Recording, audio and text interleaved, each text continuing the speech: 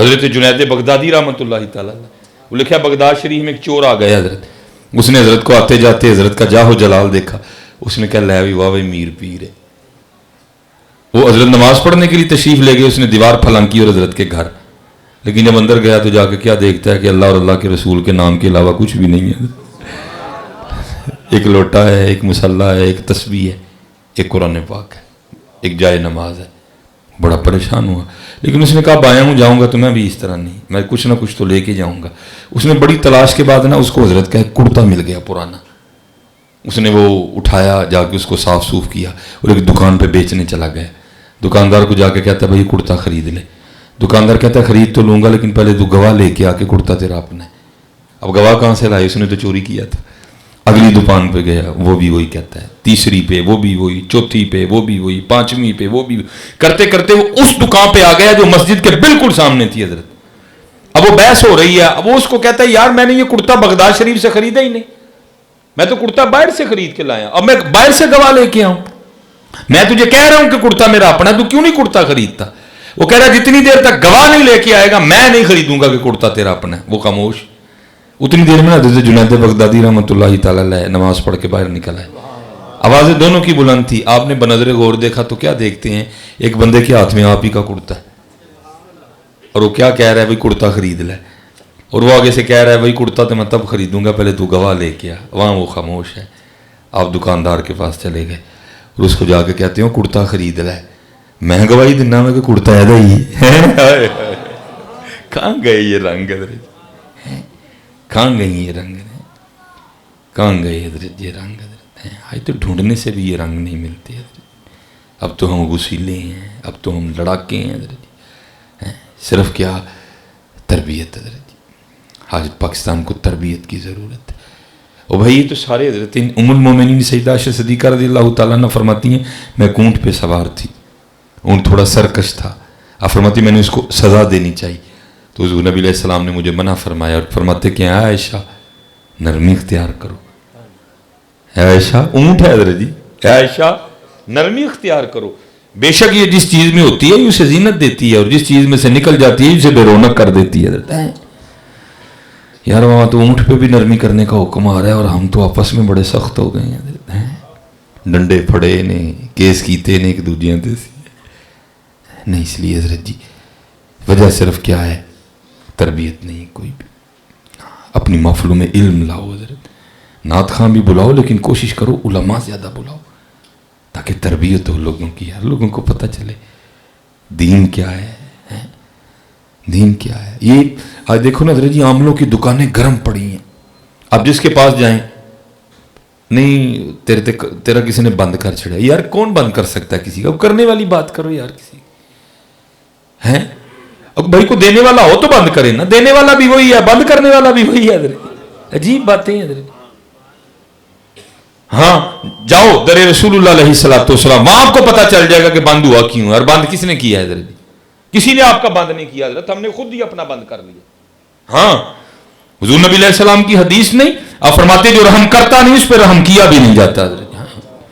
ہم نے رحم کرنا چھوڑ دیا، اوپر سے ہم پہ بھی آہستہ آہستہ رحم بند ہو رہا ہے حضرت. آپ دیکھ نہیں رہے بارشیں برسنی بند نہیں ہو گئی.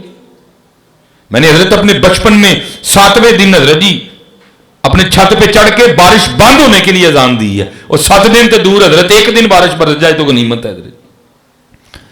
لیکن دکھ ہے کسی کو خوف نہیں آ رہا یار بارشیں کیوں بند ہو گئی ہیں، بارشیں کیوں کم ہو گئی ہیں، بارشیں برسنی کیوں بند ہو رہی ہیں حضرت. اس لیے بند ہو رہی ہیں کہ محبوب فرما رہے ہیں جو رحم کرتا نہیں اس پہ رحم کیا بھی نہیں جاتا. ہمارے سیالکوٹ میں حضرت ایک بزرگ ہوئے ہیں، سیالکوٹ سے تھوڑا آ کے نا آگے سمبڑے آل میں، ان کا نام تھا حافظ صابر علی صابر رحمۃ اللہ تعالیٰ. بڑے بزرگ آدمی تھے حضرت جی، ننگے پاؤں رہتے تھے حضرت جی، عالم دین تھے حضرت جی، درویش آدمی ننگے پاؤں رہے. ساری زندگی بابے نے حضرت جی پریس کیا ہوا کپڑا نہیں پہنا کبھی، ایسے درویش آدمی تھے. ہمارے مسجد میں پروگرام تھا تو جیسے آپ نے میرا بھی استقبال کیا، ہار پہنایا، آپ بھی تشریف لائے تو ہم ہار ڈالنے لگے، ان کے گلے میں ہار ڈالا بھی. تو آگے سے رو کے پتا کیا کہتے ہیں؟ فرمانے لگے یار ہار تے جتیاں نو پائی دینے، میں تے ہریا ہوں مینوں ہار کانوں پان دے دے. ایسے درویش آدمی تھے. فرمان لگے ہار تے جتیاں نو پائی دے. میں تے ہریا دا ہوں، مینوں کانوں آر پان لگی. میں اس دفعہ تو 4 اپریل کو ان کا عرس ہوتا ہے. اس دفعہ تو کرونا کی وجہ سے نہیں نہ جا سکا کیونکہ 14 مارچ کو پابندی لگ گئی تھی سارے پروگراموں پہ. لیکن پچھلے میں عرس پہ تھا اور وہاں ان کے ایک مرید تھے، انہوں نے ایک کمال کی بات سنائی ہے. آپ فرماتے ہیں بارش نہیں برس رہی تھی، گرمی جوبن پہ. ہر بندہ آفا صاحب کی خدمت میں آ کر دعا کہ آپ صاحب دعا کرو اللہ بدل پائے. اور حضرت دعا بھی بڑی زبردست کرتے تھے، بڑی رقت سے دعا مانگا کرتے تھے، لیکن بارش کوئی نہیں. وہ جو حضرت کے مرید تھے نا، انہوں نے بات سنائی. آپ فرماتے ایک دن حضرت نے ایک بچہ بھیج کے مجھے اپنے گھر سے بلایا. کہتے میں آیا تو حضرت نے اپنی جیب سے نا مجھے 1000 روپیہ نکال کے دیا اور فرمانے لگے ملک صاحب اس 1000 کا وہ قیمہ لے کے آنا ہے جو آپ اپنے گھر پکاتے ہیں. ہم کسائی کی دکان پہ جاتے ہیں تو پوچھتا ہے نا کہ گھر کھڑنا یا کسی نے دینا، تو یہ کہنے کسی نے دینا، پھر اور کسی نے دینا لائی بنا ہے. نہیں یار کسی کو نہیں دینا ہوتا، تم نے تو اللہ کی بارگاہ میں دینا ہوتا ہے. سونا دو. فرماتے پہلے انہوں نے مجھے پابند کیا ملک صاحب قیمہ وہ لے کے آنا ہے جو اپنے گھر میں پکاتے ہیں، مطلب ہڈی بھی نہیں ہونی چاہیے اور چھچڑے بھی نہیں ہونے چاہیے. کہتے میں نے جناب 1000 کا بہترین قیمہ لیا.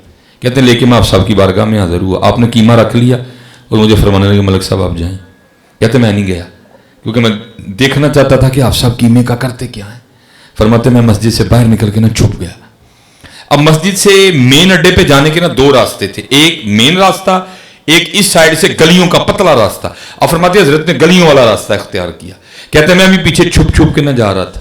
کہتے تھوڑا سا آگے جا کے نا رک کے کہتے ملک صاحب اینج تے نہ ہو جی آنا تو پھر میرے نال ہی آؤ. میں ساتھ سچ. کہتے سڑک پہ گئے، سڑک کراس کر کے نا آگے کھیت تھے. کہتے کھیتوں میں چلے گئے. کہتے جب کھیتوں میں گئے نا تو اے ہوں میں تمہیں دسن لگا جی کسی نے کھ نہیں کیتا، اسی آپ ہی کیتا ہے حضرت. کہتے کھیتوں میں گئے تو وہاں جا کے کیا ہے کہ ایک کتی ہے حضرت اور اس نے بچے دیے ہوئے ہیں. وہ بھی بھوکی ہے، وہ بھی آسمان کی طرح منہ کر کے رو رہی ہے اور بھوک کی وجہ سے اس کے بچے بھی رو رہے ہیں. اب کتیا بھوکی کیوں تھی؟ کیونکہ حضرت سڑک کراس کرتے کرتے نا کوئی گاڑی والا اس کو ہٹ کر گیا ہوا تھا اور اس کی پچھلی ٹانگیں ٹوٹ گئی ہوئی تھیں. اب تو وہ خوراک لینے نہیں نہ جا سکتی تھی. اب وہ بھی آسمان کی طرح منہ کر کے رو رہی ہے اور اس کے بچے بھی رو رہے ہیں. یا اللہ کس طرح دے لوگ نے. کسی کو نہیں پتا تیری مخلوق میں سے تیری مخلوق بھی بھوکی ہے، اس کے بچے بھی بھوکے. کیسے لوگ ہیں یہ ہیں؟ کسی کو نہیں پتا، کوئی میری خبر لینے نہیں آیا ہے. آپ فرماتے ہیں آپ صاحب نے نا وہ قیمے کا شاپر کھولا، اس کے سامنے رکھا، پتہ نہیں کب کی بھوکی تھی، ٹوٹ پڑی قیمے پہ حضرت. وہ ملک صاحب کہتے ہیں اتنی گرمی تھی کہ ہم اپنے پسینے میں بھیگے ہوئے تھے. کہتے اس نے پیٹ بھر کے قیمہ کھایا، آسمان کی طرح منہ کر کے کوئی آواز نکالی. کہتے ہیں واپس چل دی. کہتے ہیں جب آئے تھے تو گرمی کی وجہ سے پسینے میں بھیگے آئے تھے، لیکن کہتے ہیں جب گھر واپس آئے تو بارش میں نہاتے ہوئے آئے.